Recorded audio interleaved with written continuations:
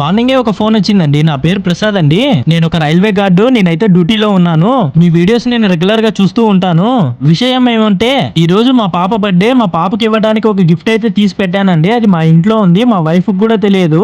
ఆ గిఫ్ట్ వేరే వాళ్ళదని చెప్పాను. మీరు ఇంటికి వెళ్ళేసి అది ప్రసాద్ అన్న పంపించాడు, ఆ గిఫ్ట్ మాదే అని చెప్పి తీసుకోవాలి అని చెప్పారు. ఆ గిఫ్ట్ తీసుకొని అలానే పాపకి ఇష్టమైన చాక్లెట్స్ తీసుకొని పాప స్కూల్ కి వెళ్ళేసి సర్ప్రైజ్ చేయాలి మీరు అని చెప్పారు. ఓకే అన్న, తప్పకుండా వెళ్తామనేసి నేను మా అబ్దుల్ ఇద్దరు కలిసి స్కూల్ దగ్గరికి అయితే వెళ్ళాము. ఫస్ట్ అయితే స్కూల్ దగ్గరికి వెళ్ళేసి మీ పేరు హిందూప్రియానా, మీది ఈ రోజు బర్త్డే అని అడిగాము. అలా మాట్లాడుతూ మన వాడు వెనకాల నుంచి బ్లాస్ట్ అయితే పేల్చడంతో ఆ పాప అయితే చాలా షాక్ అయింది.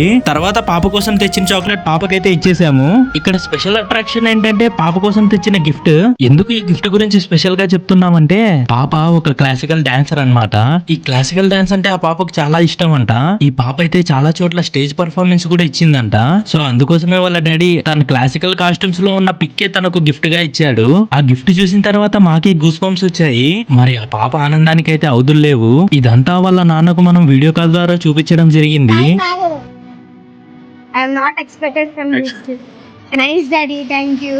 ఇలాంటి తల్లిదండ్రులు నీకున్నందుకు నువ్వు చాలా అదృష్టవంతురాలివి తల్లి. నీ ప్రతిభని గుర్తించి ఇలా ఎంకరేజ్ చేస్తున్నందుకు వీళ్ళకి మాత్రం ఫ్యూచర్ కి నువ్వు చాలా రుణపడి ఉండాలమ్మా. అండ్ మీ ఫ్యామిలీ తరపున మా తరపున wish you many more happy returns of the day Hindupriya. Future లో మీ ఫ్యామిలీకి నువ్వు పుట్టిన ఈ ఊరికి ఒక మంచి పేరు తీసుకురావాలని మనస్ఫూర్తిగా కోరుకుంటున్నానమ్మా. థ్యాంక్ యూ సో మచ్ అమ్మా. మీరు కూడా మీ వాళ్ళని ఇలానే సర్ప్రైజ్ చేయాలనుకుంటున్నారా? అయితే ప్లీజ్ కాంటాక్ట్ అండి జీటీఎల్ లోకల్ వాయిస్ సర్వీసెస్.